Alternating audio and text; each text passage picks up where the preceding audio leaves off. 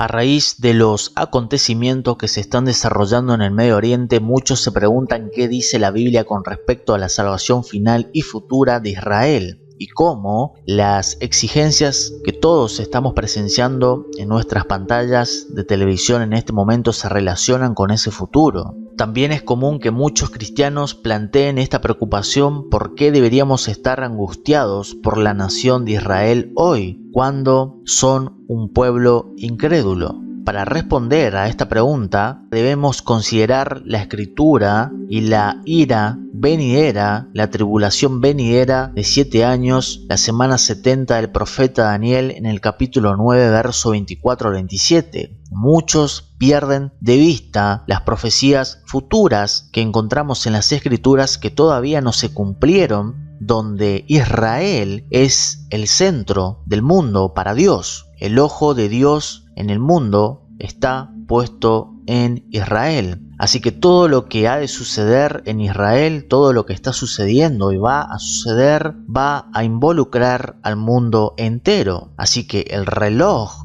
de Dios profético de esas profecías futuras se encuentran en Israel. Así que hay que entender las profecías futuras sobre Israel, donde, como dije, va a involucrar al mundo entero. Ahora, entender esas profecías bíblicas futuras a Israel, es importante que no se espiritualice, no se alegorice esas profecías bíblicas a Israel, porque son profecías futuras que claramente son dirigidas a Israel. Ahí es el punto de encuentro donde Dios inicia sus planes futuros al mundo entero. Por tanto, todo lo que ha de suceder proféticamente en Israel va a involucrar, como siempre digo, al mundo entero. Pero para entender esas profecías bíblicas debemos interpretar correctamente esas profecías futuras a Israel, no espiritualizando, no alegorizando. ¿Qué significa esto de espiritualizar y alegorizar? Significa que no podemos cambiar la palabra de Dios, tachar a Israel, tachar a Judea, tachar a Jerusalén y todo lo que tenga que ver con Israel no podemos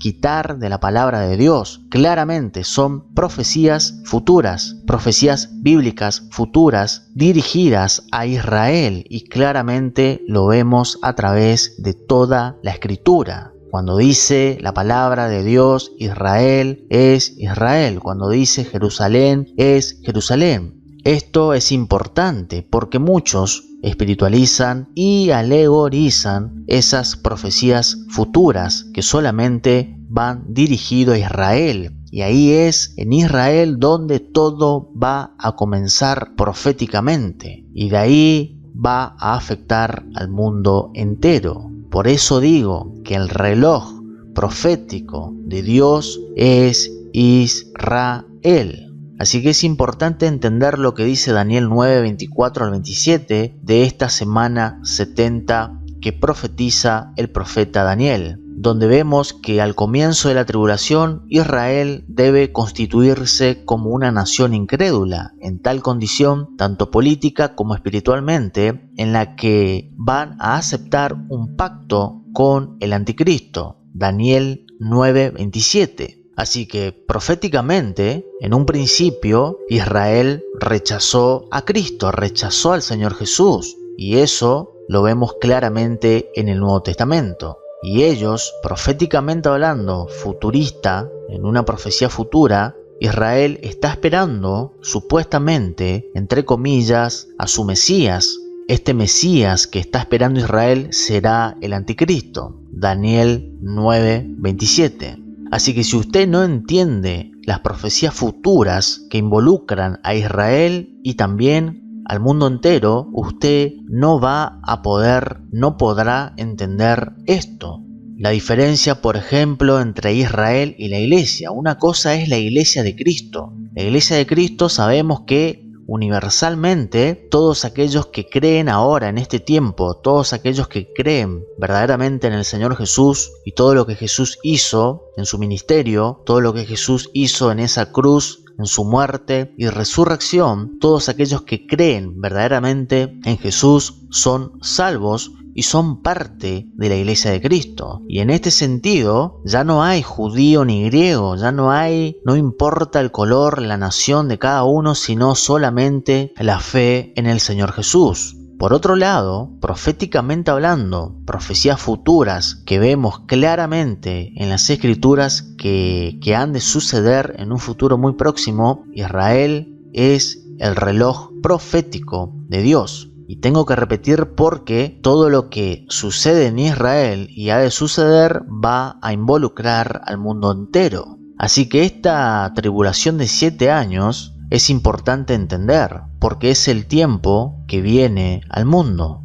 Entonces Israel muy pronto, en un futuro próximo, va a aceptar un pacto con el anticristo. Daniel 9:27. Ciertamente deben haber regresado a su tierra con incredulidad antes de ese tiempo, porque es esa tierra la que necesariamente debe ser el lugar donde Dios los llevará a la fe y les dará vida espiritual. Isaías 4:4, Ezequiel 36, versos 24 al 37. Estas cosas, por supuesto, se han enseñado durante muchas décadas en círculos premilenialistas, pretribulacionistas y dispensacionalistas, pero desafortunadamente muchos no han hecho la conexión con las realidades presentes. Así que es necesario aclarar que Israel, ahora devuelto a su patria prometida, es y seguirá siendo, al menos a través del rapto de la iglesia y el comienzo de la tribulación, una nación en total incredulidad.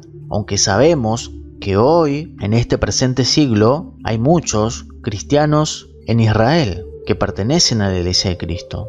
Pero aquí estamos hablando proféticamente de esas profecías, como dije, futuras que se tienen que cumplir. Entonces, alabamos al Señor por las gloriosas excepciones a esa regla. Por ejemplo, cuando Pablo explica cómo la ceguera nacional de Israel es solo en parte. Romanos 11:25. Con respecto al futuro, también nos da esta extraordinaria palabra de esperanza: la ceguera de Israel durará solo hasta que entre la plenitud de los gentiles. Romanos 11:25. En otras palabras, su pérdida de la visión espiritual no continuará para siempre. La ceguera espiritual de Israel, la nación de Israel, su ceguera espiritual no va a continuar para siempre, sino que expirará en el momento en que los gentiles dejen ser el núcleo de la actividad de Dios en el mundo. Recuerde que los gentiles son aquellos que componen la iglesia durante esta era. Ahora, Israel y el pueblo judío volverán a ser el centro de la atención de Dios a lo largo de la tribulación que se avecina.